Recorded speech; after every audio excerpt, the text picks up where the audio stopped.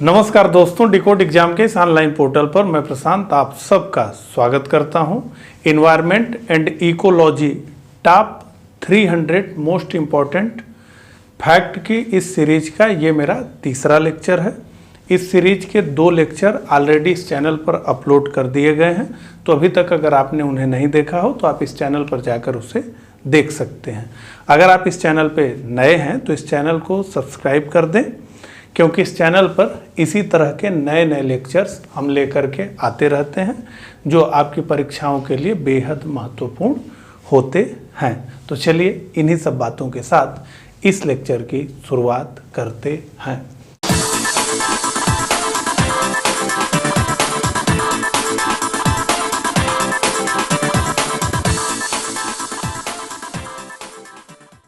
तो अभी तक कुल हम ने 100 प्रश्नों को देख लिया है, उससे आगे की बात करेंगे। तो रामसर सम्मेलन किसके संरक्षण से संबंधित है? तो रामसर सम्मेलन बहुत महत्वपूर्ण है, आर्द्र भूमि के संरक्षण यानी वेटलैंड के प्रोटेक्शन से जुड़ा हुआ है। रामसर सम्मेलन अक्सर परीक्षाओं में इससे प्रश्न बनाए जाते हैं। अगला, भारत के किस राज्य में सबसे बड़ी अंतर्देशीय लवणीय आर्द्र भूमि है? तो ये गुजरात में है, और गुजरात खासकर कच्छ में। अगला, भारतीय संसद द्वारा जैव विविधता अधिनियम कब पारित किया गया? तो ये दिसंबर 2002 में पारित किया गया। अगला, भारतीय राष्ट्रीय जैविक विविधता प्राधिकरण कब और कहाँ स्थापित किया गया? तो वर्ष 2003 में इसे स्थापित किया गया, चेन्नई में इसे स्थापित किया गया। अगला, भारत सरकार ने नॉर्वे सरकार के साथ मिलकर एक जैव विविधता नीति एवं कानून के केंद्र की स्थापना कहाँ की? तो ये भी चेन्नई में हुआ।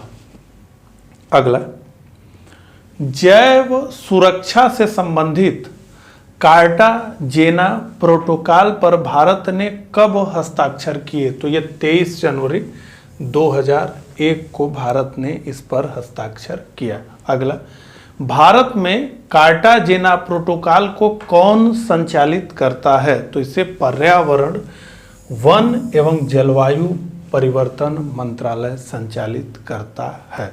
अगला, सबसे लंबा जीवित वृक्ष कौन सा है और कहाँ पाया जाता है? तो ये है सिकोया वृक्ष, उत्तरी कैलिफोर्निया में ये पाया जाता है। अगला, किस पर्यावरण में जैव द्रव्यमान यानी बायोमास का वार्षिक उत्पादन न्यूनतम होता है? तो ये है गहरे सागर में। अगला, टुमारोज बायोडाइवर्सिटी पुस्तक की लेखिका कौन है? तो ये वंदना शिवा इस पुस्तक की लेखिका है। अगला, ग्रीन हाउस गैसों की संकल्पना किसने की? तो जोसेफ फोरियर ने इसकी संकल्पना की।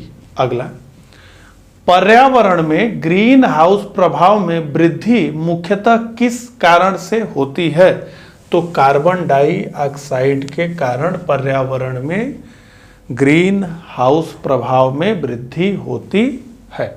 अगला, कौन सा गैस समूह ग्रीन हाउस प्रभाव में योगदान देता है? तो कार्बन डाइऑक्साइड और मीथेन।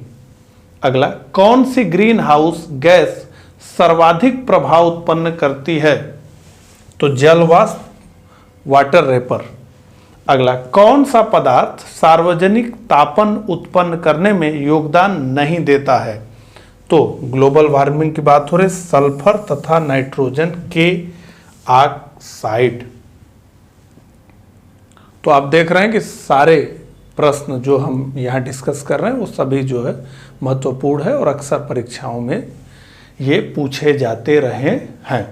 अगला, वैश्विक तापन ग्लोबल वार्मिंग के लिए सर्वाधिक उत्तरदायी गैस है? तो कार्बन डाइऑक्साइड और मीथेन। अगला, कौन सी गैस धरती पर जीवन के लिए हानिकारक और लाभदायक दोनों है? तो ये कार्बन डाइऑक्साइड के बारे में कहा गया है। अगला, कौन सा एक सर्वाधिक भंगुर पारिस्थितिकी तंत्र है जो वैश्विक तापन द्वारा सबसे पहले प्रभावित होता है? तो आर्कटिक एवं ग्रीनलैंड हिम चादर। ठीक है। अगला, वर्तमान में कार्बन डाइऑक्साइड के उत्सर्जन में सर्वाधिक योगदान करने वाला देश कौन सा है? तो चीन है। सर्वाधिक इसका योगदान कार्बन डाइऑक्साइड के उत्सर्जन में है। तो ये देश के हिसाब से हो गया। अगर नागरिकों के हिसाब से पूछा जाए कि किस देश के नागरिक सर्वाधिक कार्बन डाइऑक्साइड का उत्सर्जन करते हैं, तो फिर इसका क्या उत्तर होगा, ये कमेंट करके बताइए। अगला, किस देश को दुनिया में कार्बन नेगेटिव देश के रूप में जाना जाता है या माना जाता है? तो ये है भूटान। ठीक है, हरा भरा भूटान। अगला, मानव की कौन सी क्रिया जलवायु से सर्वाधिक प्रभावित होती है? तो कृषि। अगला, पृथ्वी की धुरी पर अवस्था बदलना जलवायु परिवर्तन के लिए एक कारक है, यह अवधारणा किसकी है?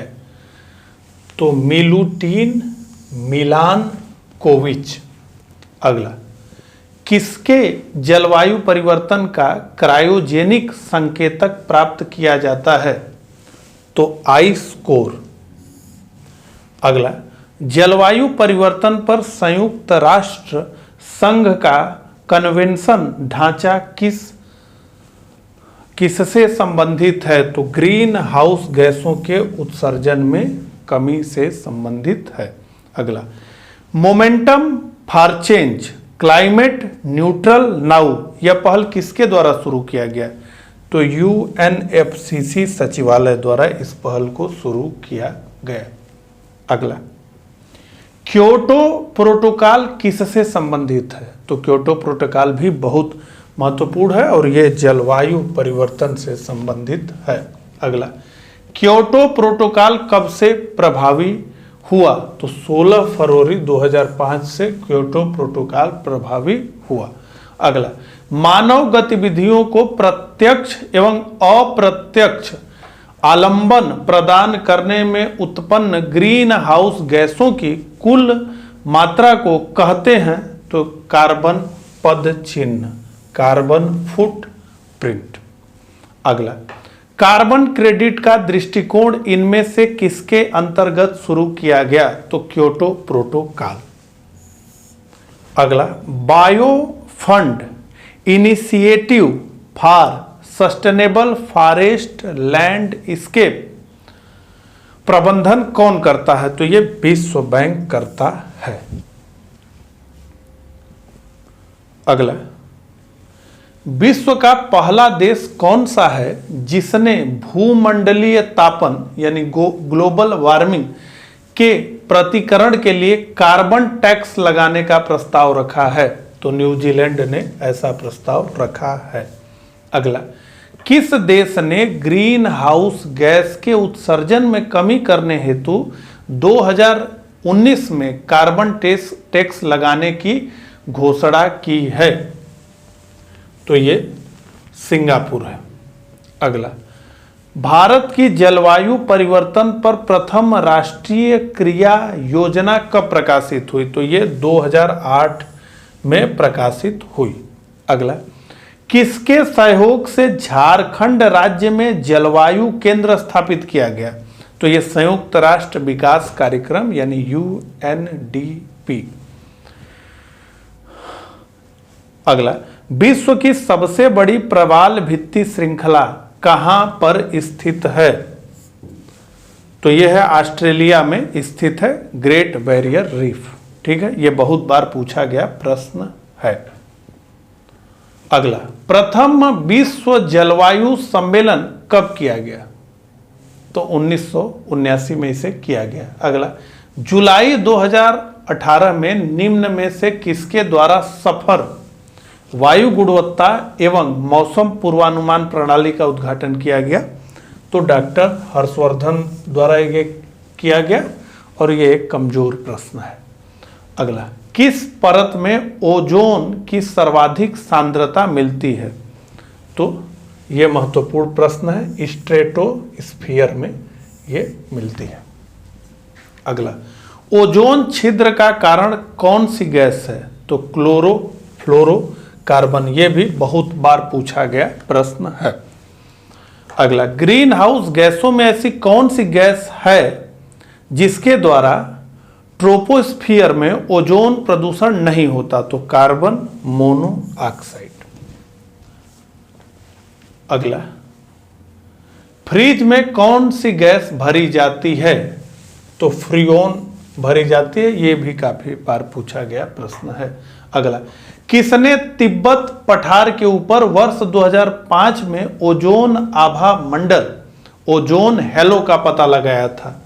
तो GW केंट मूर ने।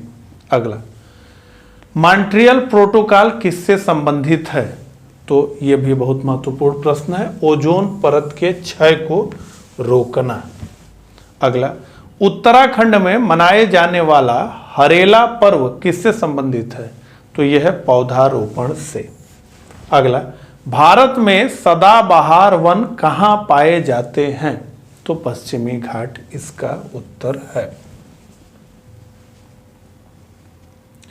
अगला, पारिस्थितिकी अस्थाई अर्थव्यवस्था है, यह नारा किसके द्वारा दिया गया? तो सुंदरलाल बहुगुणा द्वारा यह नारा दिया गया। अगला, नेपाल तथा भारत में वन्य जीव संरक्षण प्रयासों के रूप में सेव नामक नया संगठन प्रारंभ किया गया है। सेव का उद्देश्य क्या है? तो टाइगर का संरक्षण करना।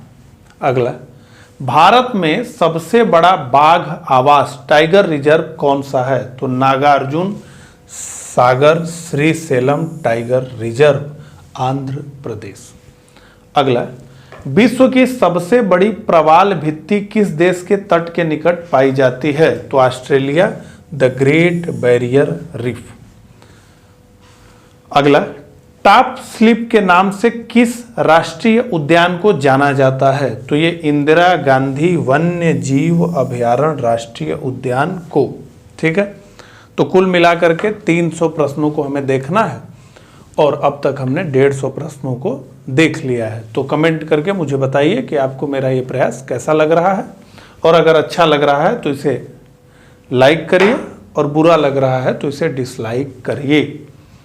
अगला, किस प्रकार के वनों में अधिकतम पादप विविधता पाई जाती है? तो उष्ण कटिबंधीय सदाबहार वन।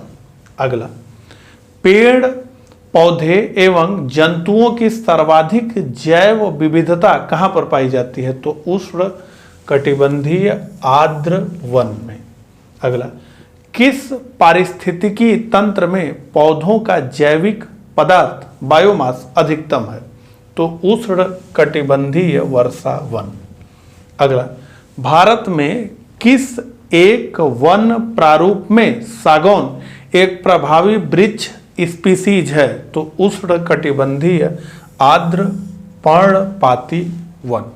अगला, भारत में मैंग्रोव वनस्पति मुख्यतः पाई जाती है सुंदर वन में। अगला, कहां पर एक संरक्षित कच्छ वनस्पति क्षेत्र है? तो इसका उत्तर है गोवा। अगला, भारत के किस क्षेत्र में मैंग्रोव वन, सदापर्णी वन और पर्णपाती वनों का संयोजन है? तो ये अंडमान और निकोबार द्वीप समूह में ऐसा संयोजन है। अगला, कौन सा जंगल पृथ्वी ग्रह के फेफड़ों के रूप में जाना जाता है? तो अमेजन का वर्षा वन। अगला, किस महाद्वीप उष्णकटिबंधीय पर्णपाती वनों का विस्तार अधिक है? किस महाद्वीप में उष्णकटिबंधीय पर्णपाती वनों का विस्तार अधिक है? तो एशिया में। अगला, रेड सेंडर्स दक्षिण भारत के किस वन में पाई जाती है? तो उष्णकटिबंधीय शुष्क पर्णपाती वन। अगला, टेक्साल नामक औषधि किस वृक्ष से प्राप्त की जाती है? तो हिमालयन यव, ये चीड़ के प्रकार का जो है सदाबहार वृक्ष है। अगला, नागालैंड के पर्वत क्रमशः बंजर होते जा रहे हैं, उसका प्रमुख कारण है झूम कृषि। नागा लोगों द्वारा जो झूम कृषि की जाती है वो उसका कारण है। अगला, वन्य ह्रास का मुख्य कारण है औद्योगिक विकास। अगला, भारत का कौन सा नगर वृक्षारोपण में विशिष्टता रखता है? तो वालपराई। अगला, भारत में पारिस्थितिकी संतुलन बनाए रखने के लिए वनाच्छादन हेतु न्यूनतम भूमि क्षेत्र कितना होना चाहिए? तो ये 33% का अनुमान है कि 33% वन होने चाहिए। अगला, India state of forest report 2017 के अनुसार देश के कुल भौगोलिक क्षेत्रफल का कितना प्रतिशत वनाच्छादित है? तो देखिए, ये India state of forest report जो होती है, इससे 1-2 प्रश्न जो है सभी तरह की परीक्षाओं में देखने को मिलते हैं। तो आगे जो है इसको हम लोग डिस्कस करेंगे अलग, पूरे एक अलग लेक्चर में इसको हम डिस्कस करेंगे बहुत जल्द जो है, क्योंकि ये बहुत महत्वपूर्ण है, इससे प्रश्न पूछे ही जाते हैं। तो India state of forest report 2017 के अनुसार देश के कुल भौगोलिक क्षेत्रफल का कितना प्रतिशत वनाच्छादित है? तो कुल जो है 21.54%। अगला, इसका मतलब है कि हमने जो देखा जितना रहना चाहिए उससे कम है। अगला, भारत के किस राज्य में वन का सर्वाधिक क्षेत्र है? तो क्षेत्रफल सबसे अधिक मध्य प्रदेश। अगला, भारत के किस राज्य में उसके क्षेत्र का अधिकतम प्रतिशत क्षेत्र वनाच्छादित है? तो यह प्रतिशत की बात है, मिजोरम में। अगला, भारत में अति सघन वनों का सर्वाधिक क्षेत्र किस राज्य में पाया जाता है? तो अरुणाचल प्रदेश में। अगला, वृक्षादित क्षेत्र सर्वाधिक है, तो यह पूर्वी दक्कन। अगला, भारत में कुल भौगोलिक क्षेत्र में सघन वनावरण का प्रतिशत कितना है? तो लगभग 12%। तो 21.54 में 12% जो है सघन वनावरण है। अगला, राष्ट्रीय दूर संवेदन अभिकरण के अनुसार किस राज्य में कुल क्षेत्रफल का सर्वाधिक प्रतिशत वनाच्छादित है? तो अरुणाचल प्रदेश। ये रिपीट हो गया प्रश्न। अगला, भारत में ऐसे कितने राज्य हैं जिनमें वन कुल भौगोलिक क्षेत्र के 75% से अधिक क्षेत्र पर आच्छादित है? तो अरुणाचल प्रदेश, मणिपुर, नागालैंड, मेघालय। तो पूर्वी भारत में खूब वन है, जैसा कि हम जानते हैं। अगला, भारत के किस राज्य का 80% से अधिक का क्षेत्र वनाच्छादित है? तो अरुणाचल प्रदेश। ठीक है। अगला, भारत देश में मैंग्रोव वन का दूसरा सबसे बड़ा क्षेत्र कहां पाया जाता है? तो गुजरात तट। अगला, भारत में वन स्थिति रिपोर्ट कौन जारी करता है? तो इसे जारी करता है भारतीय वन सर्वेक्षण विभाग। भारतीय वन सर्वेक्षण विभाग कहां स्थित है? तो यह देहरादून में स्थित है। अगला, भारत में वन स्थिति रिपोर्ट कितने वर्षों पर जारी किया होती है? तो यह प्रत्येक 2 वर्ष पर जारी होती है। अगला, भारत वन स्थिति 2017 के अनुसार देश में कुल वनावरण एवं वृक्षावरण, वनावरण और वृक्षावरण दोनों को जोड़कर कुल 24.40% है। अगला, भारत के कुल भौगोलिक क्षेत्र में सघन वनावरण का प्रतिशत कितना है? तो 12.37। ये भी प्रश्न रिपीट हो गया। अगला, ISFR 2017 के रिपोर्टानुसार वनावरण में सर्वाधिक वृद्धि वाला राज्य कौन सा है? तो आंध्र प्रदेश ने सर्वाधिक वृद्धि की। अगला, ISFR 2017 के रिपोर्टानुसार वनावरण में सर्वाधिक कमी वाला राज्य कौन सा है? तो मिजोरम। ISFR 2017 के अनुसार क्षेत्रफल की दृष्टि से सर्वाधिक वनावरण वाले 5 राज्य कौन हैं? तो मध्य प्रदेश, अरुणाचल प्रदेश, छत्तीसगढ़, उड़ीसा एवं महाराष्ट्र। ISFR 2017 के अनुसार क्षेत्रफल की दृष्टि से सर्वाधिक वनावरण वाले 5 केंद्र शासित प्रदेश कौन कौन से हैं? तो अंडमान एवं निकोबार, दादर व नागर हवेली, दिल्ली, पुडुचेरी और लक्षद्वीप। अगला, ISFR 2017 की रिपोर्टानुसार सर्वाधिक वनावरण प्रतिशतता वाले 4 संघीय क्षेत्र कौन कौन से हैं? तो लक्षद्वीप, अंडमान एवं निकोबार द्वीप समूह, दादर एवं नागर हवेली तथा चंडीगढ़। अगला, ISFR 2017 की रिपोर्टानुसार सर्वाधिक वनावरण प्रतिशत वाले भारत के 5 राज्य क्रमशः कौन से हैं? तो मिजोरम, अरुणाचल प्रदेश, मणिपुर, मेघालय तथा नागालैंड। अगला, ISFR 2017 की रिपोर्टानुसार न्यूनतम वनावरण प्रतिशतता वाले भारत के 5 राज्य कौन से हैं? तो हरियाणा, पंजाब, राजस्थान, उत्तर प्रदेश और गुजरात। अगला, अंतर्राष्ट्रीय प्रकृति संरक्षण संघ international union for conservation of nature की कब स्थापना की गई? तो इसकी स्थापना 1948 में की गई। अगला, IUCN का मुख्यालय कहाँ स्थित है? तो इसका मुख्यालय जेनेवा, स्विट्जरलैंड में स्थित है। अगला, भारत के किस राज्य में सर्वप्रथम मुख्यमंत्री जन वन योजना का प्रारंभ किया गया? तो यह झारखंड में किया गया। अगला, अमृता देवी बिश्नोई स्मृति पुरस्कार किस क्षेत्र में प्रदान किया जाता है? तो ये वन एवं वन्य जीवों के संरक्षण के क्षेत्र में। अगला, भारत के किस राज्य में अपना वन अपना धन योजना प्रारंभ की गई है? तो हिमाचल प्रदेश राज्य ने इस योजना को प्रारंभ किया है। अगला, भारत में चिपको आंदोलन के प्रणेता कौन है? तो सुंदरलाल बहुगुणा। अगला, national bureau of plant genetic resources कहाँ स्थित है? तो यह नई दिल्ली में स्थित है। अगला, अमृता देवी स्मृति पुरस्कार किस क्षेत्र में प्रदान किया जाता है? तो ये वन एवं वन्य जीवों की सुरक्षा के लिए प्रदान किया जाता है। अगला, विश्व का ऐसा कौन सा देश है जिसने अपने कुल भौगोलिक क्षेत्रफल के कम से कम 60% भाग को वनाच्छादित बनाए रखने के लिए संवैधानिक प्रावधान किए है या करता है? तो ये भूटान देश है। ठीक है, तो वहां के संविधान में ये बात लिखी गई है। अगला, वर्तमान में भूटान देश में कितने प्रतिशत भूभाग पर वन आच्छादित है? तो 85.5%। अगला, वर्ल्ड वाइल्ड लाइफ फंड की स्थापना कब हुई? तो वर्ष 1961 में। अगला, विश्व वन्य जीव दिवस कब मनाया जाता है? तो 3 मार्च को। अगला और वर्ल्ड फैक्ट बुक 2017 के अनुसार किस देश में उसके भौगोलिक क्षेत्र का उच्चतम प्रतिशत वना आच्छादित है? तो जापान।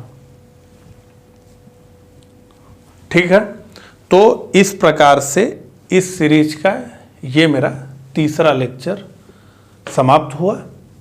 मिलता हूं इसी सीरीज के अगले लेक्चर में। तब तक के लिए आप सभी को नमस्कार।